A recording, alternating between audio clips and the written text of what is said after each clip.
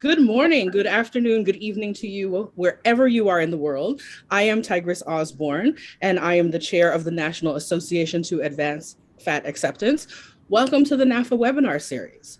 This week, we are exploring a variety of aspects of allyship as part of our Ally Week programming. We are thinking about how others show up for fat community and how we as fat community show up for marginalized folks in our own community and show up for other marginalized communities as well. Today, we're going to be joined by Maria and Melu from Google, and they'll be talking to us about Google's All-In project for creating inclusive marketing.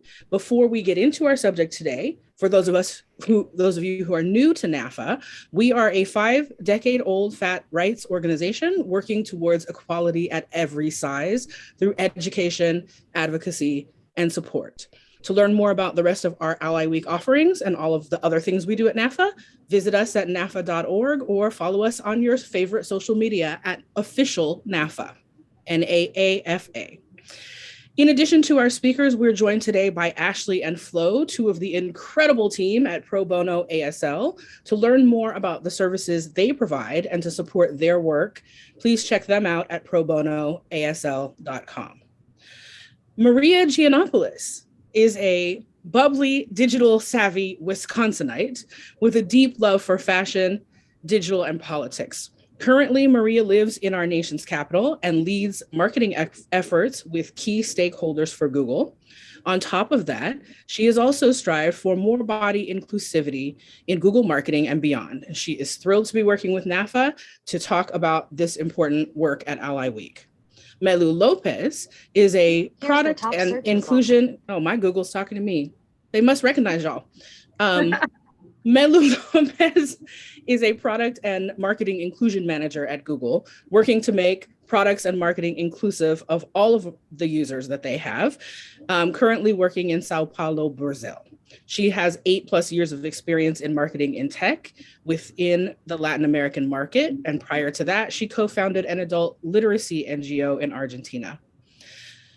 Melu has been selected as a mentee by Vital Voices mentorship program for future women leaders and received multiple awards at Google for her work with diversity, equity, and inclusion, including work with trans and Afro-Brazilian communities. She is also the creator of Listen Louder, Google's cloud podcast about diversity, equity, and inclusion in Brazil. Google's inclusive marketing project, known as All-In, is the tech leader's effort to recognize that marketing professionals have the power to shape how we see ourselves and each other and make positive contributions to the media landscape. So we're gonna go ahead and get started. Although we're gathering today in digital space, we do want to acknowledge the physical spaces we all occupy and the Indigenous people who originally stewarded these spaces. I am in the greater Phoenix area, specifically the land of the O'odham. And Melu and Maria, welcome to the NAAFA webinar series. Will you tell us where you are? Sure. Thanks so much, Tigress, and welcome to everybody. I'm so excited to be here. I'm Maria Giannopoulos. I'm currently in Washington, D.C. in our Google D.C. office, and specifically we're on Anacostic land. And Melu, how about you? Hi, everyone. It's great meeting you all today and very, very excited for our chat together. I am now in Buenos Aires in Argentina, where I'm from, which is originally Quom land, Guarani, and Coya. So nice to see you all and yeah, really excited. And those of you who are with us in the chat, please do feel free to interact with each other during the programming. We will have time at the end for Q&A from you all, which you will enter your questions in the chat. For now, you can share with each other where you are and whose land you're on. And if you're watching and you don't know whose land you're on, there are a variety of websites that can help you where you can enter your location and they will tell you who the Indigenous folks of the land that you occupy are. So thank you all for that. We also like to just sort of center our audience in what is happening visually, because many people are watching this with us live or later on YouTube, but also there are folks who are listening and not seeing the visuals. I am a fat, Black, mixed race woman with fluffy curly hair and dark glasses, and I am sitting in a room with a dark blue wall and the NAAFA logos behind me. Melu and Maria, would you give a little snapshot of your visual for folks who are listening? Sure. I'm Maria. I am currently sitting in a room with a dot-covered wall. I am a female with straight brown hair, and I am plus-sized, and I don't know what else. I'm in a conference room. Thanks, Maria. Melu? Hi, everyone. This is Melu again. I have black hair that's curly, freckles, although you can't really see them right now. I'm light-skinned. I'm from Latin America, so I'm white in Latin America. I'm plus size in Argentina, so there's some nuance that we're going to be talking about today. And probably in the US, I wouldn't be considered a visibly fat person, although right now what you can see through the camera is only my shoulders and my black shirt. Thank you both. So let's get into talking about All-In. Let's start with the origin story of how Google and NAAFA came into partnership. Maria, I know it begins with a question you posed in a staff meeting. Will you start there? What happened before you reached out to NAAFA? Sure. Well, first and foremost, it has been such a blessing to be able to work with NAAFA and Tigris and Darlene and the whole team. But kind of before that all came to fruition, really over the last 4 years or so, Google has been building our internal inclusive marketing program, really aimed at eliminating stereotypes and ensuring that everyone can be authentically represented in our work. And last year, we as a company took kind of that first step in externalizing the insights and research that we gathered with all types of community experts, including GLAAD, the Gina Davis Institute, really trying to focus on making sure we had those insights on All-In. But one of the things that I had noticed during an all hands meeting when we had an update about All-In, I was wondering kind of where that plus size representation, that fat representation was. And I posed a question.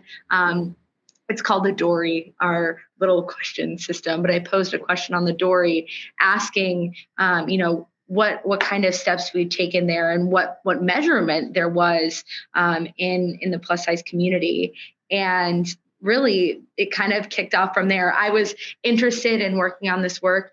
I know, Tigris, as you said, my main role here at Google is, of course, to work with political stakeholders, but I sit in marketing, and I think that there's so much that we can do in this space. And it really starts with work like this. And I was introduced to Melu, who was also working on some work in this space, and we came together and the dream team was born. From there, we wanted to make sure that the insights that we were gleaning and putting together, that we really did have input and buy-in from the community. Of course, Melu and I have our own experiences that, kind of shape how we feel and, how our insights were put together. But it's really important to get that input from the community. So, of course, we we're figuring out what the best group to work with was, and obviously it's you all at NAAFA.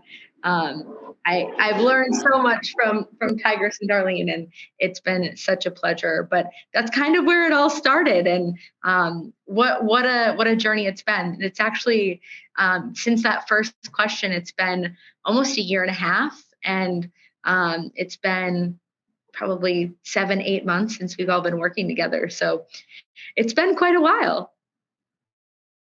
Yeah, Melu, did you want to add to that? How did you get involved?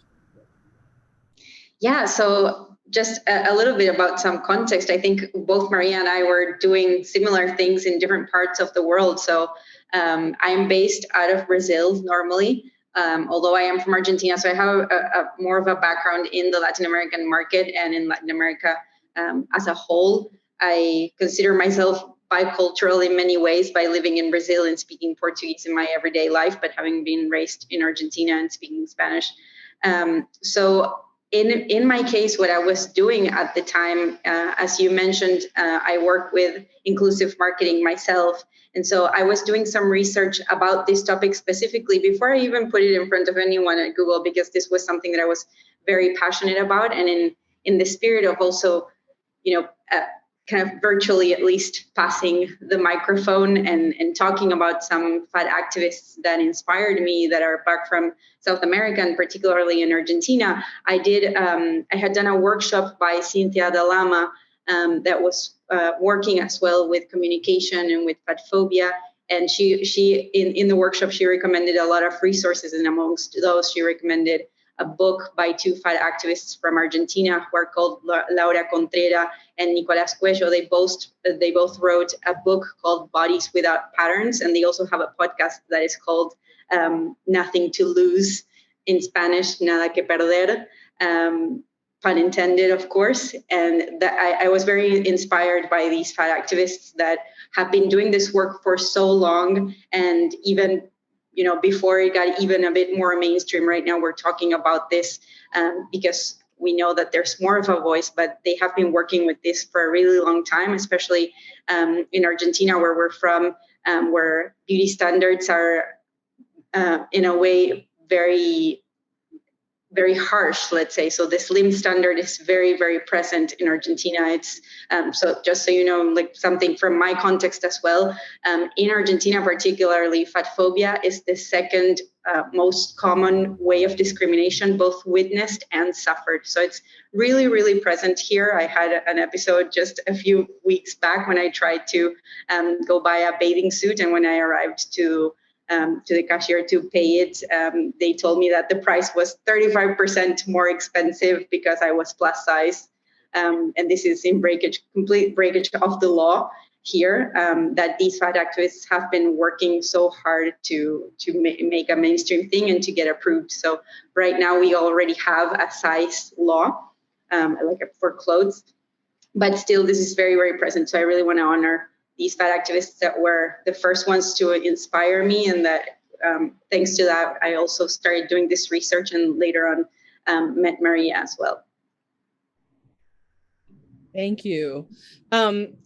So one of the things that we were really impressed with when you all first reached out to us is that you clearly had already done some research about fat activism, and we heard a little bit of that now, and that you really had a vision for ensuring that activist perspective was included. How did you first encounter the fat activist movement, and what led you to NAAFA in particular?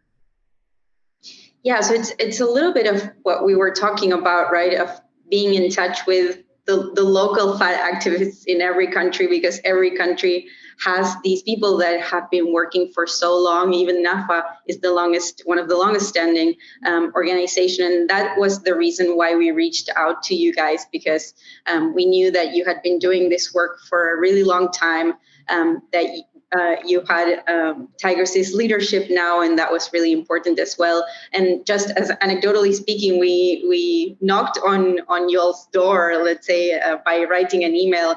And at the time, we didn't have any way of contacting you other than just the website.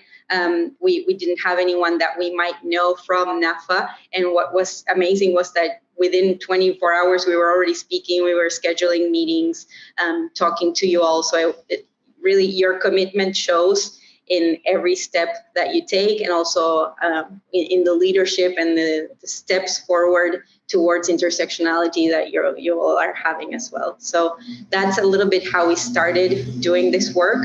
The research that we had been doing had been from different sources, and I think we can talk a little bit more in further questions about how to get this data, how hard it can be. And so I think NAAFA was really crucial in our work moving forward so quickly, and really going really in depth of what we are working on right now for these insights that we're going to publish. And we should say people are probably curious about when the insights are coming. They're coming later. They'll be publicly available later this year. When you were working on these insights, well, before you were working on these insights, how was Google doing at representing fat people before all of this process, and before these insights were developed? And is there anything that you can share about fat representation in Google's marketing? Yes, definitely. So just to answer the question that you're asking right now, Tigress, we know that we are overrepresenting folks that we were overrepresenting folks that were thin. But just to give you a bit more context on what we do when we're talking about inclusive marketing and all of the things that we do, both internally and externally, there's a couple of things that we do. The first one is we craft insights in partnership with organizations. So these are the insights that you will briefly see later this year, for these insights that we're preparing on how to beautifully represent plus size and fat folks. But we also do other things. For example, along with a group of folks from the Google marketing team, we are inclusive marketing consultants. And so we consult with any marketing team at Google that has any question on how to embed and infuse DEI, diversity, equity, and inclusion in the work that we do.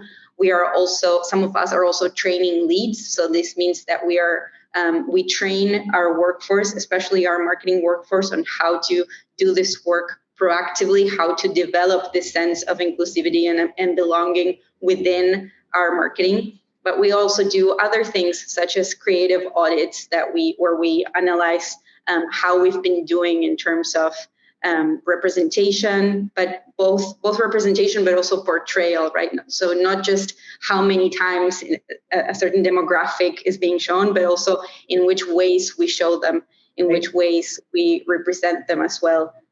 And so it's really important that we continue doing this work. And the insights are just one piece of all the work that we do in inclusive marketing. And we have, in terms of how we are doing, although we haven't published any data yet for how we are doing in terms of the representation of fat folks, we know that there's work to do, and we know that we can move forward. And that's in that spirit is that we started working on these guidelines and then these insights that are set.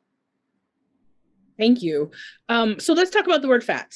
As you know, NAAFA is clearly using this terminology and has been for 53 years. And, out of a firm belief that using the word fat helps destigmatize the word fat. How did it feel to use this language? And what are you able to share about what you learned about people's reaction to the F word? Your colleagues, your peers, users, whatever you can share.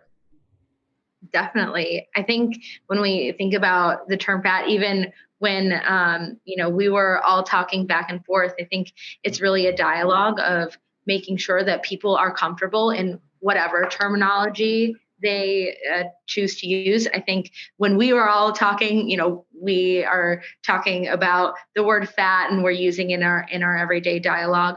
But I think kind of going beyond that, I think, people are at different comfort levels. So we wanted to make sure that, we remain respectful and helpful to all the communities that we're really trying to highlight. So we actually tested internally to see what our consumers felt about different word usage. And we found that the feedback really reflected that the majority felt uncomfortable with brands or a company like ours using the word fat.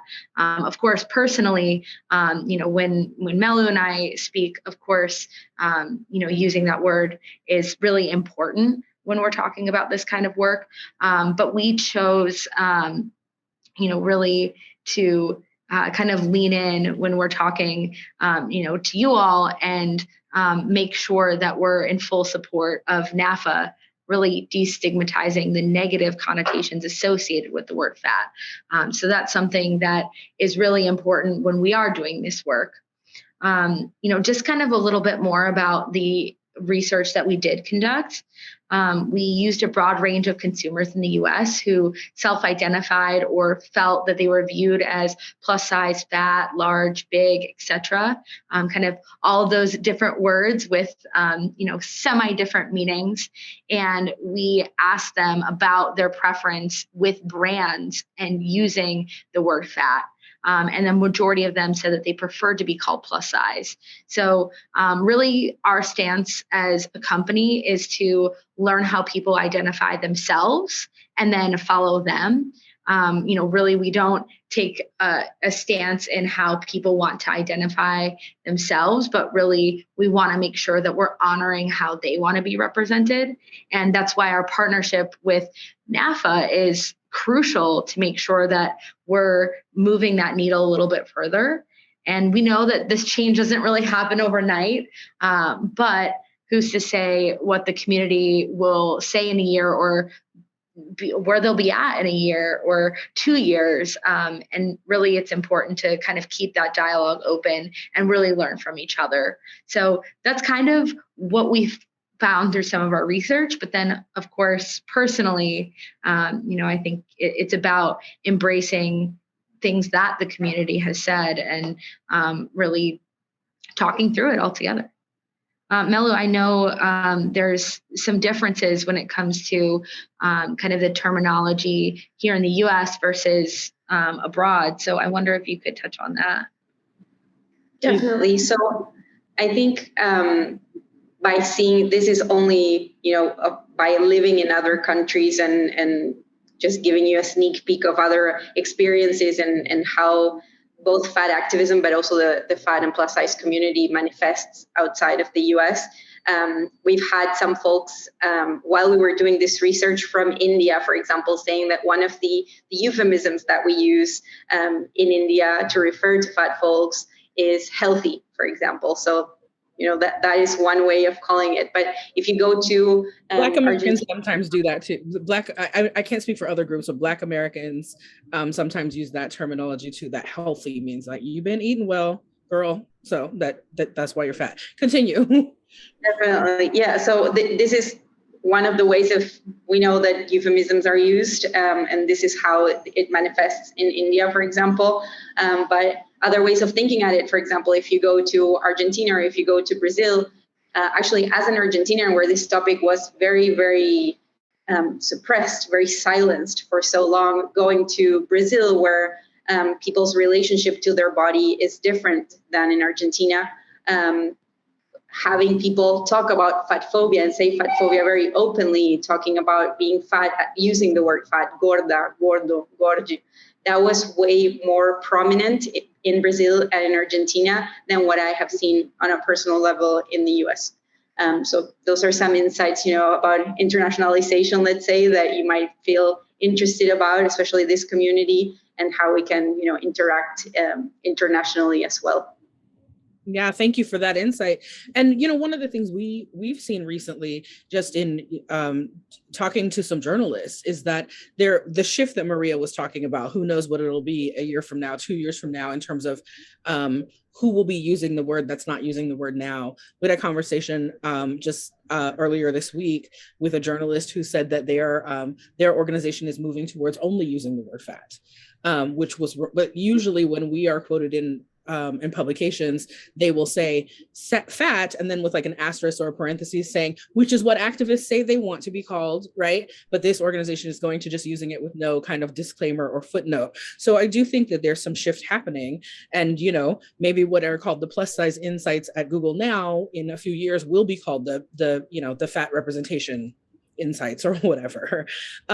So when developing the insights for other marginalized groups, you mentioned a few other groups that you worked with, other groups that they're and folks, the insights for plus size community are not publicly available yet, but these other ones are. You can see them on the All-In website. When y'all were developing those, what are some of the parallels that you noticed in creating the guidelines and insights for fat representation? How did that parallel or differ from working with the other groups, and what can that tell us about intersectionality? Definitely. So really quickly before I answer, for the ones of you who aren't reading and might be listening to us, the website is g.co/all-in,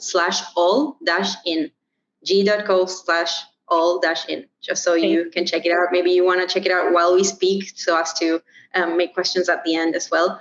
But to what you were saying, Tigress, in developing these insights, we followed the same rigorous approach that we do for any other identity and any other community that we have written about and that we have gathered insights about. So we always have an external component that is very, very important to Google. So we always support ourselves in outside, and we always rely on outside expertise, research, and consumer feedback, just like Maria was talking about just now.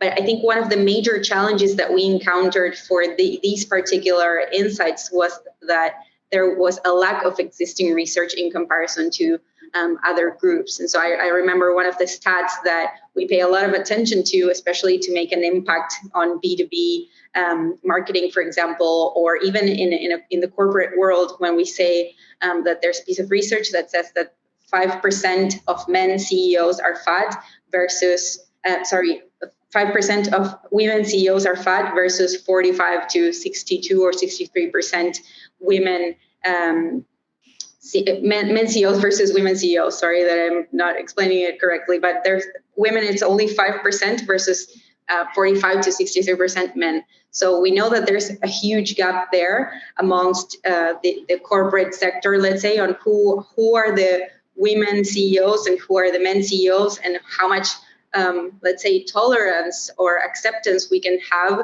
in one group or the other.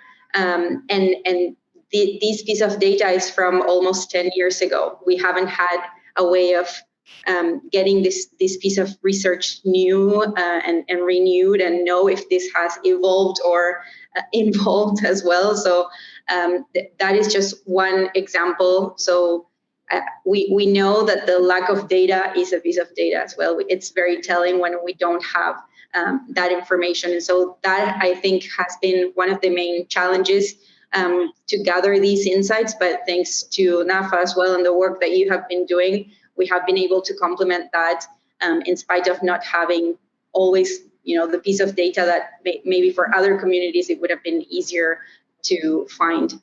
And we have over 10, more than 10 various communities, and so far none of the communities also are homogeneous. So we know that for all of the insights, we don't want to represent any of these communities as a monolith. And we know that for the FAT community, this is also something that we have to pay attention to. And that's why we do think that, as you were mentioning, Tigress, intersectionality is super, super important. And I think in those terms, right, talking about intersectionality, any of the other guidelines that we think about now, if you go to any other of the insights, that we look at now, if we want to read through the insights that we have for women, for example, or for the LGBTQ community, I think these new insights that we have now about the plus size community come to complement these other insights. And so now, whenever we think about women, we will know that when women are fat, when there's that intersection, there's larger ways of oppression and things that we have to consider when we represent these folks in the marketing that we do, in the products that we develop, and in the code that we write as well. Definitely. If I could just add a little bit too, when thinking about these insights, I feel like some of the other insights that we've had traditionally, the ones that Melu mentioned, they're kind of expected. People, just across the board in our organization expect that there are going to be insights for the LGBTQ plus community. There's going to be insights for women, for the Latinx community. But the insights that we have put together, I feel like they're not expected. And sometimes I think there's even a question of whether or not people consider this as a DEI issue. And by the sheer fact that we're putting these together, it shows that there is work to be done in this arena, and it is an inclusivity issue, and something that it is really important to focus on. And I really do like Melu's comparison of being able to kind of supplement some of the other groups, because there is that intersectionality there. So really kind of being at the forefront with something that's unexpected, I think, is what we're doing with these insights.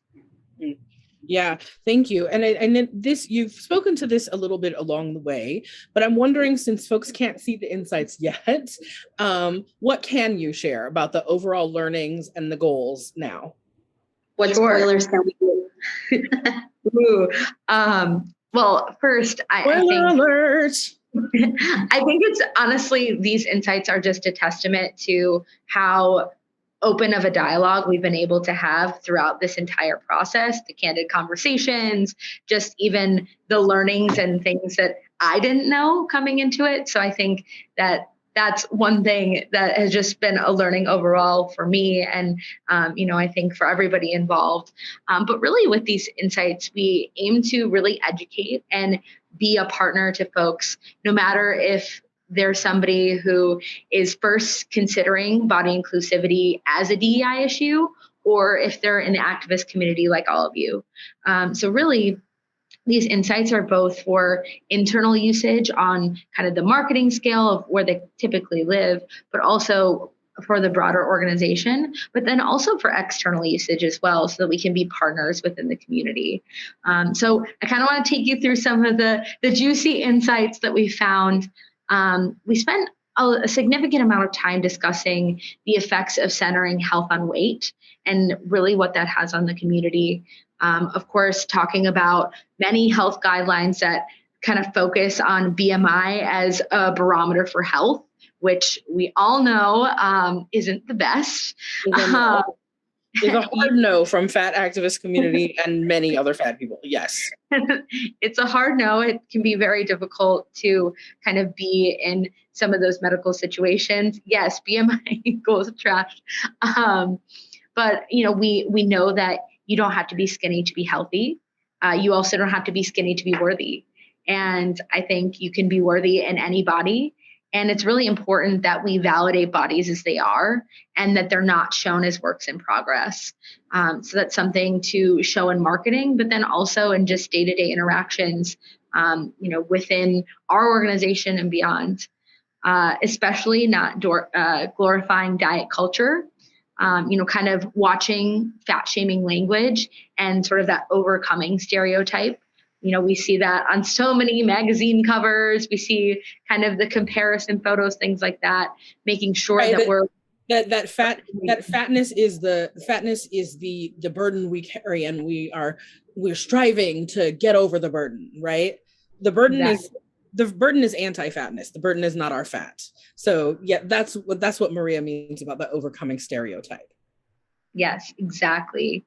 And then, of course, there's a tactical piece to this too, making sure that, folks are actually showing fat bodies in marketing.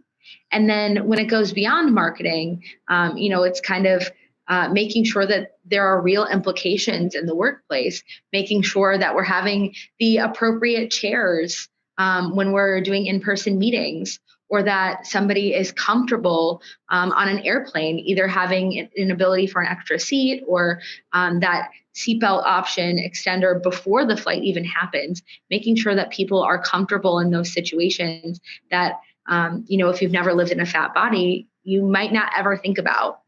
And lastly, I want to touch on one article that really stuck out to me, was a Guardian piece, and it said that being 13 pounds overweight means losing $9,000 a year in salary for women. And of course, we know how that impacts marginalized communities as well. And I thought that was something that really stuck out when we were discussing these insights. And, it's not only about, just being inclusive of the community, but it's also things that, are real for our community, and that also comes monetarily. So these are some of the insights that we pulled out. I know there's a lot more to come, but I hope that kind of gave a little bit of an overview of what is to come and all of the juicy details that are in there. Melu, do you want to add anything else?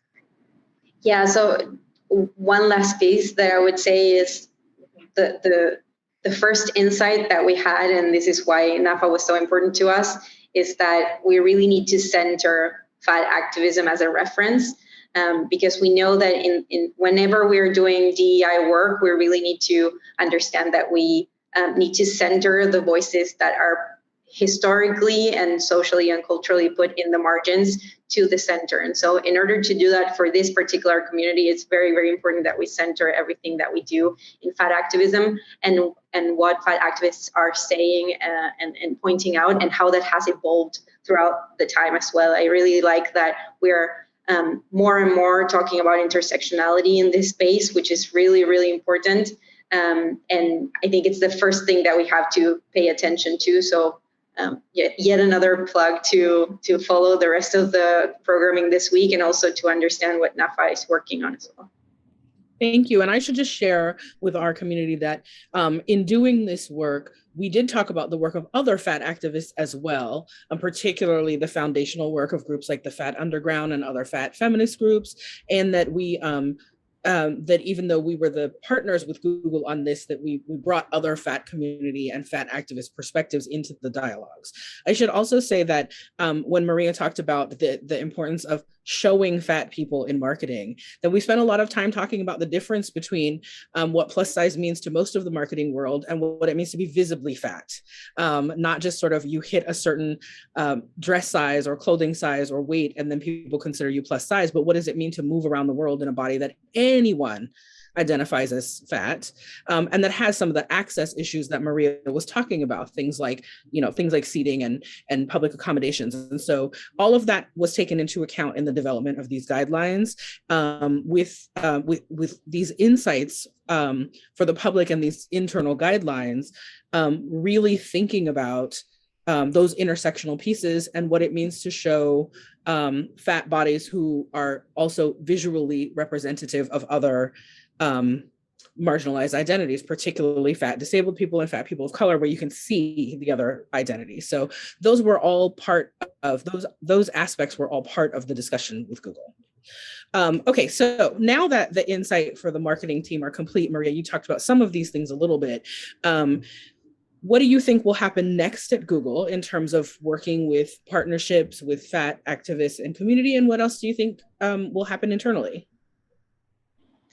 We really want to make a media revolution here. But what we're really trying to do is relying on the community and our users to guide us onto how to move on. We know that we're putting these insights into availability now, and what we want to do is evolve these insights as we learn more from you all. So feel free to, when we talk now in the Q&A, to let us know what you're thinking as well, because our role is to bring together the best research and expert advice to guide advertising creative decisions.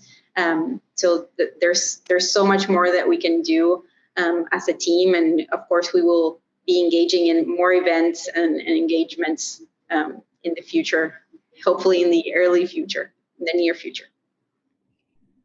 Maria, did you have anything you wanted to add to that? All the events. I cannot wait. Friends, you can start entering questions in the chat if you have them. We will have time for at least a couple of questions from the audience who's here with us live. While people are doing that, how do y'all hope that the insights and other aspects of the Google and NAAFA partnership will be a model for business, especially in your industry, especially in the tech industry?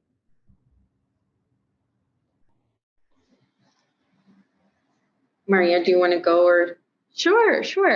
I think, hopefully as being able to work as partners alongside of people, hopefully people will take notice of kind of the work we've done, and kind of acknowledging that impact that companies have to really inspire people across industries. And, of course, that partnership that we have with NAAFA and community leaders, employees, agencies, other organizations to really help push the needle on how we're changing this landscape with one another, I think is really important. So hopefully, we can sort of be partners with the entire tech community and business community. And hopefully people take notice, because this is something that is really important, and something that I think people need to take notice of. And I think also in terms of what we're doing historically at Google in the last few years, some of you might know that since 2014, we released our diversity annual report, in which we show where our representation is in terms of our employees, and we give different insights year over year. So for example, last year we spoke a lot about retention. We spoke about how we're doing in terms of racial equity, for example, and our efforts there. And so I think these insights, along with the All-In website as a whole, is meant in the same spirit of really putting what we have not only learned, but what we are doing as well, and where we are at, because we don't have all the answers ourselves, and that's why we are partnering with other organizations, and really open up that conversation and continue the conversation wherever it has been open as well. We know that this conversation in this case has been opened by fat activism, and what we're doing now is really trying to give a grain of sand, as we say in Spanish, un granito de arena, in this conversation to hopefully move the conversation forward. Yeah, I should say that, one of the things that we were excited about doing this work with you all is that the other companies that are doing work around plus size representation seem to be motivated by thinking about plus size consumers as an opportunity to become more consumers, right? Oh, the plus size community has a lot of money. How can we get it from them? And obviously Google is a for-profit company. I'm not saying that there's nothing involved in anything that you do that have to do with thinking about plus size people as consumers. But the All-In project, the company has put, from my perspective, I know you all see this in your work, but from my perspective, looking at it as an outsider, there seem to be a lot of people really involved in the work who are genuinely interested in the representation piece. And the power of representation to change people's minds, to change people's hearts, to change people's ignorance or prejudice. And so at least, I haven't worked with everybody at Google, obviously, but I can say at least to our community that working with Melu and Maria around this, we could really feel that coming from them in their inclusion work. So we do have a question from the chat. What barriers or pushback are you currently facing or anticipating that you will face moving the needle on seeing more fat representation? Definitely. Tigris, can I just respond to one thing that you said? Mm-hmm. I think one thing, obviously technology is for everybody, right? But one of the things that I find so powerful about this work is this isn't even what I do for my job at Google. This is something that I've chosen to put time and effort in, and I've had a lot of support in taking that time to really work on these insights and try to make a difference on this, because it's something that is so personal to me. So I do think that there's space for people who have, personal feelings about a lot of these different things, but then also kind of thinking more broadly, technology is for everyone, and we need to make it so that people also feel that way. And it's not about getting somebody to buy one more Google Home or something like that. It's about really making sure that everybody feels comfortable with all of the tools and products that we have. Sorry, I want to go back to the question too, but I just let me say that. Thank you for sharing those thoughts, Maria. Let me say the question again. What are the barriers or pushback that you're currently facing or that you're anticipating that you will face as you try to move the needle to see more fat representation? I think I can piggyback a little bit on what Maria was saying, because I think in many ways, I myself was very surprised about how good the reception was and how people really appreciated the information and knowing more about this. When you mentioned the Fat Underground, for example, these are communities and activists that people didn't know about whenever we presented it. Also insights about language, for example, things that we normally wouldn't think about because it's so ingrained in how we operate in the world. So for example, giving, one of the tips, let's say that we can share is, whenever you're opening an event, never make a self-deprecating joke about gaining weight during quarantine, during the holidays, whenever it has been. And this is something that many people hadn't thought about, and they really appreciated it. So we know that we are going to face, resistance by some folks. And this will happen always, both internally and externally. So anyone that's listening in right now and wants to work on this as well, it's expected. But at the same time, I think whenever we're able to offer data and show how this has happened historically as well, people really appreciate it and appreciate learning as well. So I would say that we haven't faced this type of resistance, and what's really important is to always back everything with as much data as we can and with the learnings that we have had from the community as well. And speaking of what people in Google community have been able to learn so far through this project, we should say that when the guidelines are developed for internal use and when the insights are shared for external use, that includes contextual information. So when we say that this work was really guided by fat activism, there's education for people about fat activist history. When we talk about how, part of the learning is what terminology to use and not to use, there's education for people about why the O words that we increasingly do not use in fat activist community, but are used widely in medical community. Why is that? Why are we not using those words? So there's opportunity for both Google employees and others who engage with Google as colleagues from the rest of the industry, as users, whoever, to learn some of those things by going to the All-In website. And I encourage y'all to check out how that's been done for some other oppressed groups, right? Like part of intersectionality is us doing that learning about other groups. There are things we can learn from this tool about the groups where, people like Melu and Maria have already led Google through creating some of those resources for other groups, about other groups. Okay, so we have another question.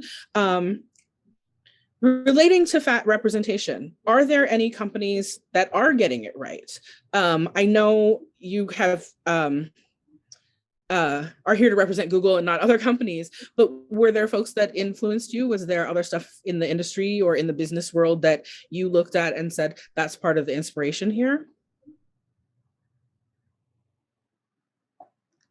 I have to think about, I feel like there's always room to grow in the space.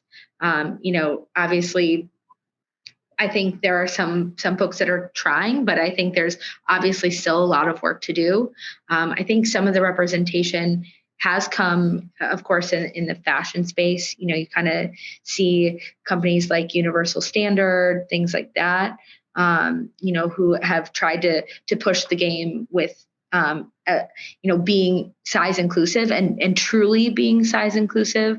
I think, Tigress and I, we talked a little bit before about, some companies, maybe only going up to a 3X, but that's not truly size inclusive, but yet there's a lot of marketing and things like that surrounding, we're very size inclusive, when in all reality, it's not. So kind of thinking about that and how that's played out in that space, I think it's kind of where we've led the conversation. But I think it's important to think about that. And just to give some examples, I think in region as well, for Brazil particularly, companies are very big, right? So I might give an example about Google without it being for Google, because I work at Google, but because my colleagues have done, I think, a really good job in Brazil for Pride in 2021, so last year. They partnered with Bielo Pereira, who is a Black trans activist.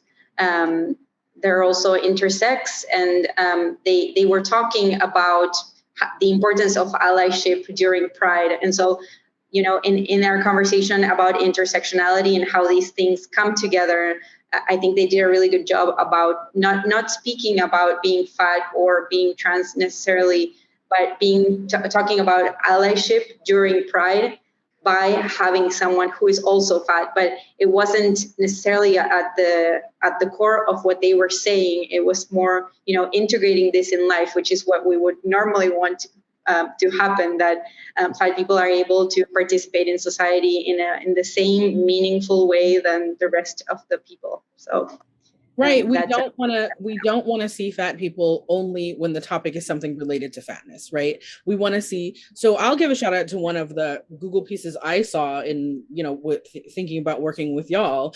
There's I think it was for the Pixel phone, but there's a piece where there's a person doing yoga, and it's a fat Black male presenting person, right? It's not like here's a thing about fat people that Google are doing. It's just like, it's about the phone and the yoga and the whatever, but it's got a fat person in it. So that's part of what we want, is to just see fat people live in our lives like we see other people in marketing living their lives. And we talked a lot about that. I want to just mention something that's in the comments from our NAAFA's Director of Fashion Industry Relations, Marcy Cruz, who points out that when we talk about the term size inclusive, that even a company like Universal Standard that goes up to a size 40, which is phenomenal for mainstream fashion, right? That's still not necessarily inclusive if people above a size 40 can't get clothes, right? And so it's an ongoing dialogue all the time. Maria and I were talking before the call, as we were just, hanging out while some of y'all were in the waiting room. We were talking about upcoming things this week. And later this week, we have Saucy West, who's running a campaign called Fight for Inclusivity that's about fashion and extended sizes and in pushing companies to be truly inclusive. So that will be on Instagram Live on Thursday at 5:30 Pacific. So folks can learn more about that there.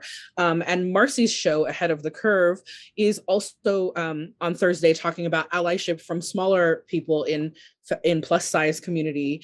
So you can find that information on our Ally Week page on our website, and register for Marcy's webinar, or of course on Saucy's Instagram Live. You can just join us on Instagram. So thank you, everyone. I don't see any other questions in the chat, and we're right at the end of our time. So I will just once again thank Maria and Melu for being here with us today to talk about Google's All-In project and how the FAT community is being represented in that project. And Melu and Maria, if folks want to interact with you personally, do you want to share your socials or anything like that where folks can interact with you? Sure. You can find me on all social media at Greek Maria. Very easy to remember. And thank you so much for everybody being here today. It was truly a pleasure and a lot of fun. So I hope to see you all soon. And Melu? On my end, I'm going to write it on the chat as well. But you can find me mainly on LinkedIn at linkedin.com/in/Lopez Melu, altogether, LOPEZMELU. And I'm also on Instagram by Soy Melu, Spanish speaker here. So Soy is SOY_Melu, MELU. And I'm also on Twitter at Lopez Melu as well. So let's continue the conversation, of course. Thank you both. And of course, all y'all know how to find Google in general, but the Google All-In, will you say the short web link once again, Melu? Sure, it's g.co/all-in.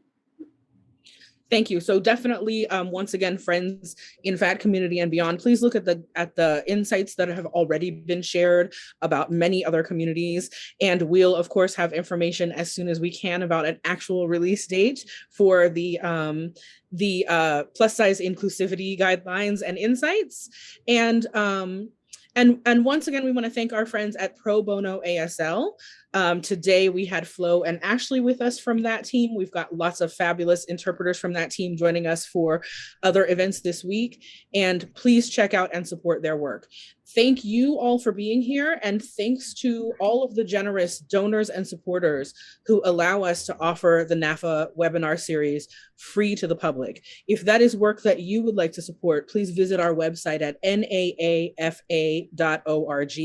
NAAFA.org, and click on the give button so that you can contribute to allowing us to hire folks like Pro Bono, to pay presenters, to pay our video editors, to do all of the things that we do to compensate people for their time and labor. We are predominantly a volunteer-run organization. We are an all volunteer-run organization in terms of leadership, but when we work with other partners, of course, we want to compensate them as appropriate. Thank you, Melu and Melina, for being here today. And we'll see the rest of you, and hopefully Melu and Melina, for some of our other Ally events coming up this week. Take care, everyone.